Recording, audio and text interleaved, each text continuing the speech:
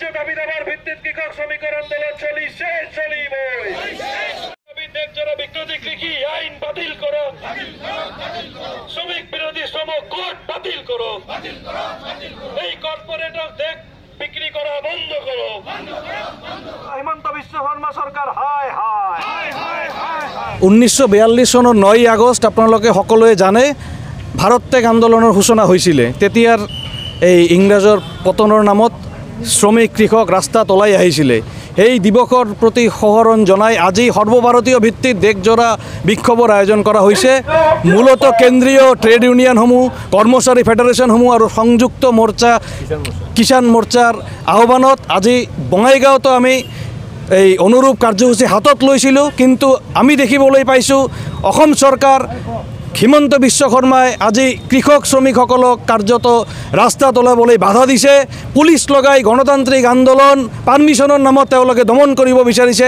আমি এই আন্দোলনৰ কাৰ্যসূচী কেইবাদিন আগতে পাৰ্মিশ্যন বিচাৰি আহ্বান জনাইছিলোঁ। তেওঁলোকৰ বিভাগীয় কৰ্তৃপক্ষই তেওঁলোকৰ চৰকাৰী হেঁচাত আমাক পাৰ্মিশ্যন দিয়া নাই। এতিয়া তেওঁলোকে পুলিচ লগাইছে, তেওঁলোকে বন্দুকধাৰী শয়ে পুলিচ আমাৰ এই কাৰ্যালয় মানে অৱস্থানস্থলীত মোতায়েন কৰিছে, আমাৰ গ্ৰেপ্তাৰ কৰিবলৈ ওলাইছে।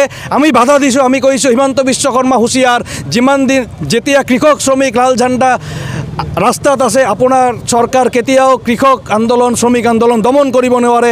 আমি এই কৃষক শ্ৰমিক বিৰোধী চৰকাৰক ধিক্কাৰ জনাইছোঁ। আজি আপোনালোকে জানে তেওঁলোকৰ চৰকাৰে বিজেপি নেতৃত্বাধীন ভাৰত চৰকাৰে কাৰ্যত দেশখনৰ এটা ৰাজহুৱা খণ্ডৰ উদ্যোগ পুঁজিপতিৰ হাতত কি পানীৰ দৰত বিক্ৰী কৰিবলৈ ওলাইছে, তেওঁলোকে দেশ বেচিবলৈ ওলাইছে।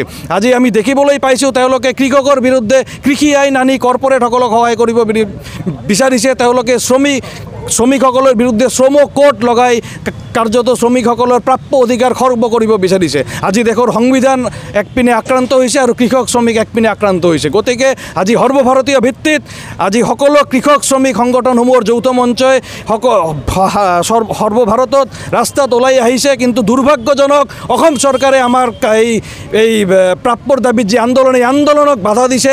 আমি গৰিহণা জনাইছোঁ, আমি আন্দোলন কৰিম।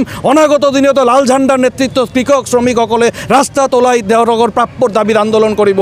আমি এই কথা সকীয়াই দিব বিচাৰিছোঁ চৰকাৰক।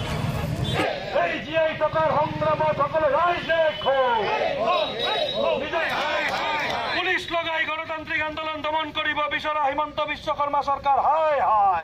গণতান্ত্ৰিক আন্দোলন যাব কৃষক শ্ৰমিকৰ গণতান্ত্ৰিক আন্দোলন ৰোধ কৰিব বিচৰা হিমন্ত বিশ্ব শৰ্মা হায় হায়।